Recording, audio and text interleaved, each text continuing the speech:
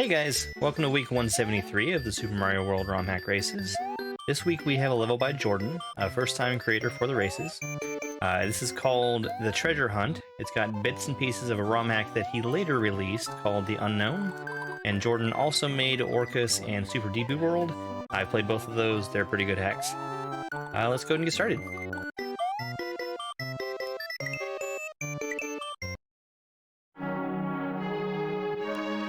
Mario has embarked on a perilous journey to help discover a long-forgotten ancient relic.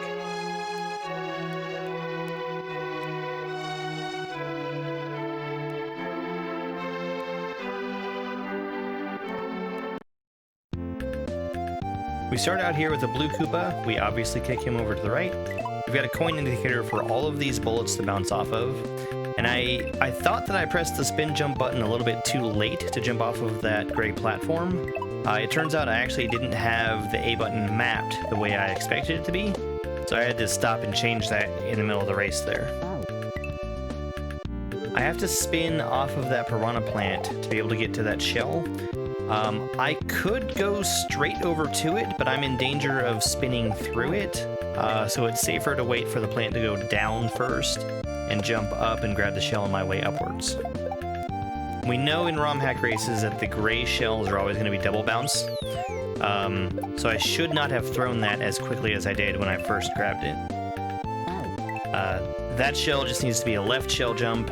It's going to keep traveling, and then the triangle block will kick it up in the air for me to bounce off of. I saw the hidden block, I just didn't realize what needed to happen after I hit it. I guess I thought there would be some floor there. It's another hidden block that I saw, but I didn't expect to have to hit it. Didn't see the bullet coming until it was too late. And I can tell the only way I'm getting over there is with a shell jump. Just bouncing around over here.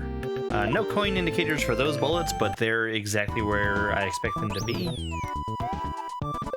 Now this disco shell right here was a lot of difficulty to work with. It's really not that bad, but you have to be very careful about getting close enough to the wall to get the shell to hit the block without touching the spike yourself. These jumps are really good where you do a regular shell jump and then it goes into a bucket to get the second bounce off of the shell. It's a pretty foolproof way to use those double bounce shells. Now I actually went a little early for that first Paragoomba. That made it so the second one was still pretty high up in the air, and I wouldn't have been able to make it to the third one, at least not very easily. So now I'm waiting a lot longer to jump to this Goomba. That makes a much easier jump from the second to the third one.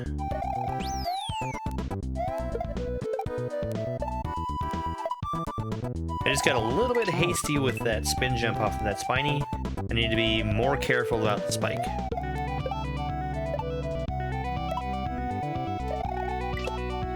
Now I like this setup with the shell a lot. The triangle block there lets me know that I need to throw the shell into it, and there's a coin down towards the bottom right telling me where I need to be catching the shell to make it over.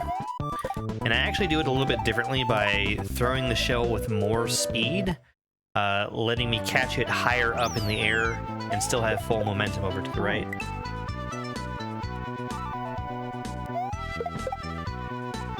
Good placement on this gray platform and the winged platform to naturally make me wait for it to come back. I hesitated a little bit to get onto that red Koopa. I need to just keep going straight through after I run off the winged platform.